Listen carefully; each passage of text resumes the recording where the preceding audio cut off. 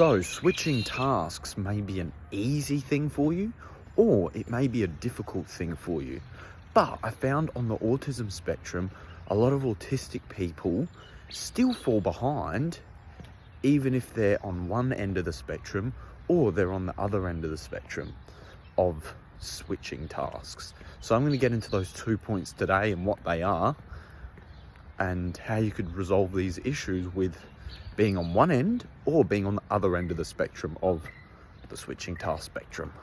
Get to know me personally with my one-on-one coaching. First call is absolutely free, so check that link out in the description after this video.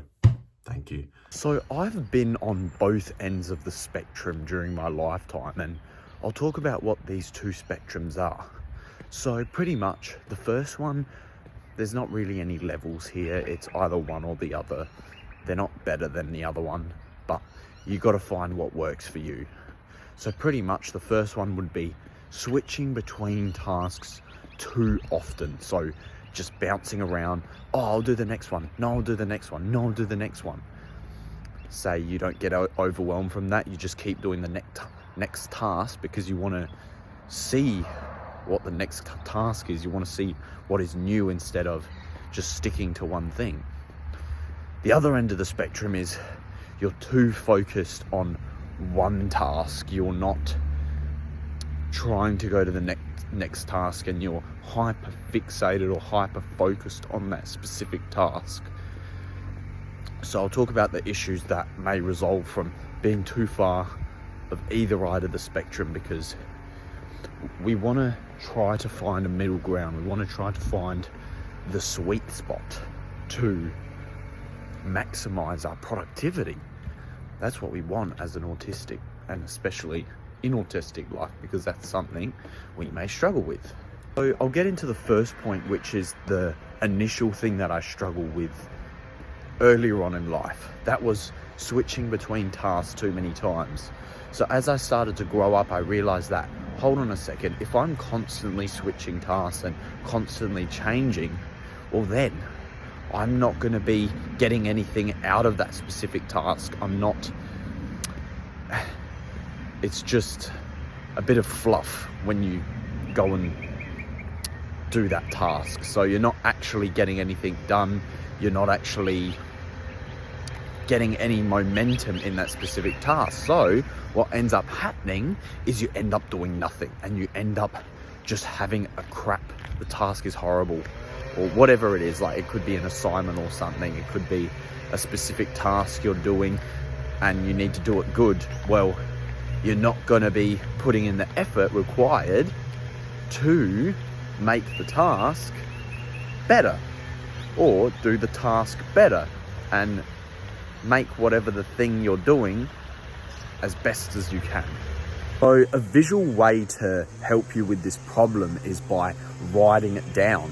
Write down what the things you need to do in this task. Okay, I need to do this. And just go, okay, no, I'm not done this yet. I need to go back. So every time you know maybe you've skipped the step, well, you know, hold on a second, no, I need to go take a step back here. I need to make sure I get this done first and then cross it out.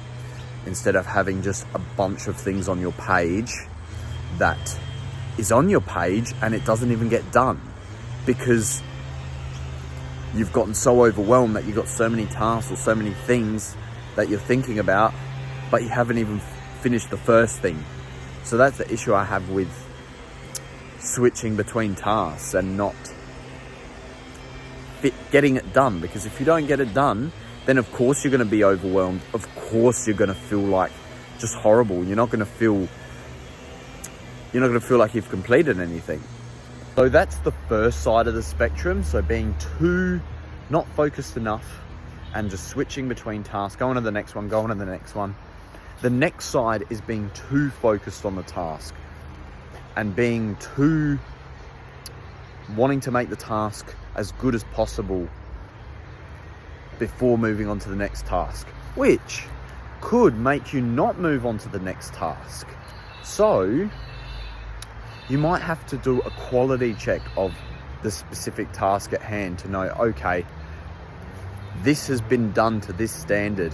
so you can move on, because you still want to get the task rolling, you still want to get the task done.